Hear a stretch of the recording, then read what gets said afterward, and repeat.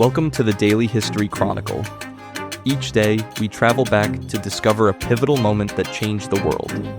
These aren't just dates and facts. They're stories of courage, conflict, innovation, and consequence that still echo through our lives today. Are you ready to explore? Let's see what happened on this day in history. Welcome to the Daily History Chronicle.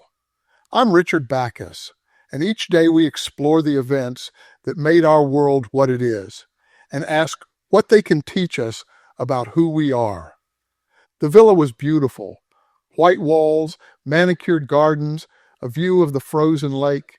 It had been built in 1914 by a pharmaceutical manufacturer, then passed through several owners before the SS purchased it in 1940 as a conference center and guest house for high-ranking officers. On the morning of January 20th, 1942, a light snow dusted the grounds as 15 men arrived for a meeting scheduled to begin at noon. They came from across the Nazi bureaucracy: state secretaries, undersecretaries, SS officers, party officials. They were served cognac. The meeting lasted 90 minutes. When it ended, they had coordinated the murder of 11 million people. This was the Wannsee Conference, and it remains one of the most chilling documents of how ordinary institutions can become instruments of unprecedented evil. Picture this: a dining room in an elegant lakeside villa, southwest Berlin. Around the table sit 15 men in suits and uniforms. Half are under 40 years old. 8 hold doctoral degrees. 8 are lawyers. They are, by any conventional measure, educated professionals, the kind of men you might find running ministries or corporations in any modern nation. At the head of the table sits SS Obergruppenführer Reinhard Heydrich, chief of the Reich Security Main Office and one of the most powerful men in Nazi Germany. He has called this meeting to ensure what he calls the cooperation of administrative leaders, in implementing a policy he refers to, in careful, bureaucratic language, as the final solution to the Jewish question. A younger officer, SS Obersturmbannführer Adolf Eichmann, takes minutes. He will produce 30 copies for distribution to participants and interested parties. 29 of those copies will be destroyed after the war as participants try to cover their tracks. One, copy number 16, will survive, found in 1947 by American prosecutor Robert Kempner among files seized from the German Foreign Office. That single document would become one of the most essential pieces of evidence in understanding how genocide becomes policy. Let me build the clock for you. By January 1942, the mass murder of Jews was already underway.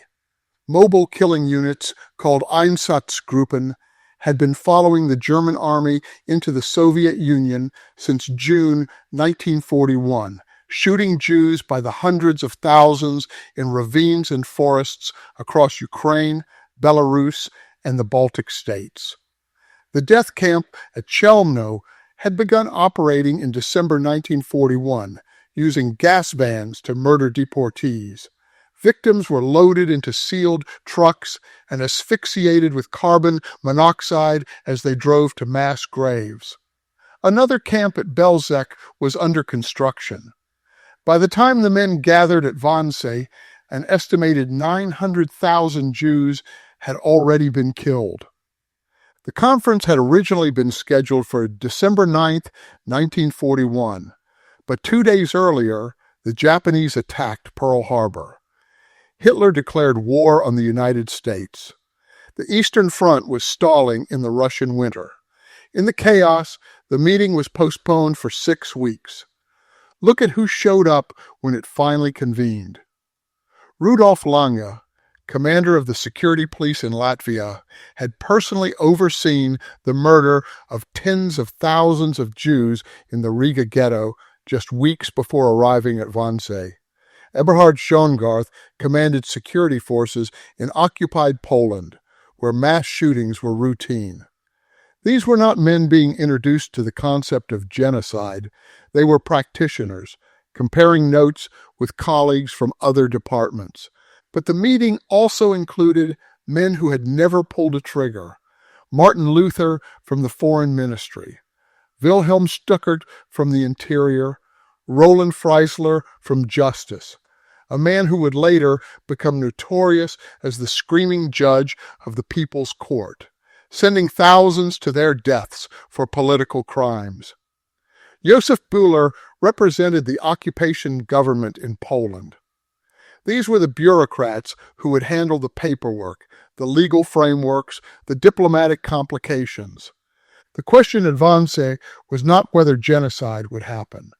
That decision had been made at the highest levels, by Hitler himself, though he was careful never to put such orders in writing. The question was how to coordinate it across an entire continent. This was the challenge Heydrich faced. The Nazi state was a tangle of competing bureaucracies: the SS, the party apparatus, the army, the foreign ministry, the justice ministry, the interior ministry. Each had its own interests, its own jurisdiction, its own procedures. Deporting and murdering 11 million people across dozens of countries would require their cooperation. Someone had to make sure the trains ran on time, the paperwork flowed smoothly, the legal definitions were clear. That was the purpose of Wannsee, to turn mass murder into an administrative project. Heydrich opened the meeting with a summary of anti-Jewish measures since 1933, then outlined the scope of the planned measures. Eichmann had prepared a list showing the Jewish population of every country in Europe, divided into A countries under German control and B countries that were allied, neutral, or at war with Germany. The total, approximately 11 million human beings. The list was comprehensive to the point of absurdity. It included not just Germany and occupied territories, but neutral countries like Switzerland and Sweden, enemies like Britain and the Soviet Union, even Ireland. Estonia was marked Judenfrei, free of Jews, because the 4,500 who had remained after the German occupation had already been murdered by the end of 1941. France was listed with 865,000, though this combined the occupied and Vichy zones. The Soviet Union, still fighting desperately against the German invasion, was listed with 5 million. This wasn't a realistic operational plan. Germany would never occupy Ireland or invade Britain. But the list revealed the totality of the ambition. Every Jew in Europe, regardless of citizenship or geography, was to be eliminated. The minutes record Heydrich's explanation with clinical precision. Jews would be evacuated to the east, a euphemism everyone present understood. Those capable of labor would be organized into work gangs and marched eastward, building roads. A large part will undoubtedly be eliminated by natural diminution, the protocol notes, meaning worked to death. Those who survived this process, the strongest, would receive appropriate treatment. Another euphemism requiring no explanation. The survivors, Heydrich explained, would be the most dangerous because they represented natural selection and could form the seed of a Jewish revival if allowed to live. The discussion that followed focused on logistics. What about Jews in mixed marriages? What about people who were half Jewish, quarter Jewish? State Secretary Wilhelm Stuckert from the Interior Ministry, a lawyer who had helped draft the Nuremberg racial laws, raised questions about legal definitions. Others discussed transportation, timing, the sequencing of deportations from different regions. Not a single person objected to the fundamental plan. Consider what that means. 15 educated professionals, doctors of law, career civil servants, military officers, sat in a comfortable room discussing the mechanics of murdering millions of people. And the only disagreements were technical. How do we define who is Jewish? In what order do we empty the ghettos? Who handles the paperwork? At his trial in Jerusalem nearly 20 years later, Adolf Eichmann described the atmosphere after the formal meeting ended. Heydrich, usually austere and businesslike, invited Eichmann and Gestapo Chief Heinrich Müller to stay for brandy and cigarettes by the fireplace. The three men sat drinking, smoking, and celebrating. Heydrich was pleased. He had expected resistance from the ministries, bureaucratic objections, turf wars, delays. Instead, he found eagerness. The representatives of the German state had not merely cooperated, they had competed to demonstrate their commitment. The villa at Wannsee today is a memorial and museum. Visitors can stand in the dining room where those 15 men sat, look out at the lake where wealthy Berliners once vacationed, and try to comprehend how such a setting could host such decisions. The philosopher Hannah Arendt, covering Eichmann's trial for The New Yorker, famously described what she witnessed as the banality of evil. Eichmann was not a monster foaming at the mouth. He was a bureaucrat, a careerist, a man who spoke in the passive voice and worried about promotions. The horror was not that evil men had gathered at Wannsee. The horror was that ordinary men had done so, and that the machinery of a modern state had made their work possible. We're still living with the implications of that insight. The Wannsee Protocol doesn't read like the ravings of fanatics. It reads like corporate minutes, agenda items, action points, follow-up meetings. The language is careful, procedural, and designed to create distance between the writers and the reality of what they were describing. Evacuation instead of deportation, special treatment instead of murder, final solution instead of genocide. This is what makes Wannsee so essential to understand. It shows us that mass atrocity doesn't require mass psychosis. It requires systems, transportation systems, legal systems, filing systems, and chains of command.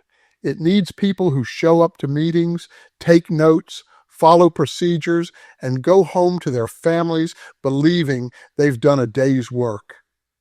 Of the 15 men who attended the Wannsee Conference, only one, Adolf Eichmann, was ever explicitly tried for his role in planning the genocide. He escaped to Argentina after the war, lived under an assumed name for 15 years, and was captured by Israeli agents in 1960. His trial in Jerusalem became a landmark event. The first time the world heard detailed testimony about the machinery of the Holocaust from someone who had operated it. He was executed in 1962, his ashes scattered in the Mediterranean so there would be no grave for admirers to visit. Heydrich himself died in June 1942, less than 6 months after the conference, from wounds sustained in an attack by Czech resistance fighters in Prague. The Nazis retaliated by destroying the village of Lidice, killing all its men, and deporting its women and children. Several other Wannsee attendees were tried for various war crimes after the war. Some served prison sentences and were later released. Wilhelm Stuckert, the Interior Ministry lawyer, served 4 years and then worked as an official in a West German town until he died in a car accident in 1953. Martin Luther, from the Foreign Ministry, fell out of favor with his superiors, was sent to a concentration camp, and died shortly after liberation.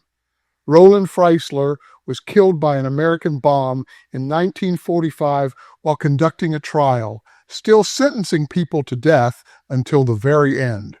Some lived out their lives quietly, their roles at Wannsee unknown or overlooked.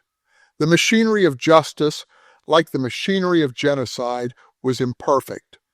The German theologian Dietrich Bonhoeffer, who was executed by the Nazis in 1945 for his role in the resistance, once wrote, "The ultimate test of a moral society is the kind of world that it leaves to its children." Those words resonate when we consider what happened in that dining room at Wannsee. The men around that table were someone's children. Many were fathers themselves. They had been educated in universities, trained in professions, shaped by institutions that were supposed to transmit civilization from one generation to the next. And they sat for 90 minutes planning the extinction of an entire people, then had brandy by the fire. That's the question Wannsee poses, not just about the past, but about any society, including our own. What happens when institutions designed to serve human flourishing become instruments of destruction? How do ordinary people come to participate in extraordinary evil? And what are the warning signs that a bureaucracy has stopped asking whether something should be done and started asking only how? I'm Richard Backus. This has been the Daily History Chronicle, and tomorrow we'll continue exploring the moments that shaped our world. Before you go, I want to leave you with this. The Wannsee Villa sat unmarked for decades after the war. It wasn't until 1992, 50 years after the conference, that it finally opened as a memorial. 50 years of people walking past, unaware of what had been decided inside. What does it mean that we sometimes need half a century to confront our history? What places in our own time might we be walking past without understanding what happened there? And what responsibility do we have to remember not just the victims, but the mechanisms that made their deaths possible? If this episode meant something to you, I'd be grateful if you'd share it with someone else who cares about history and about the questions history asks of us. Subscribing helps other listeners find this podcast, and your ratings and reviews make a real difference. I read everyone. I hope you'll join me again tomorrow for another event in our shared history.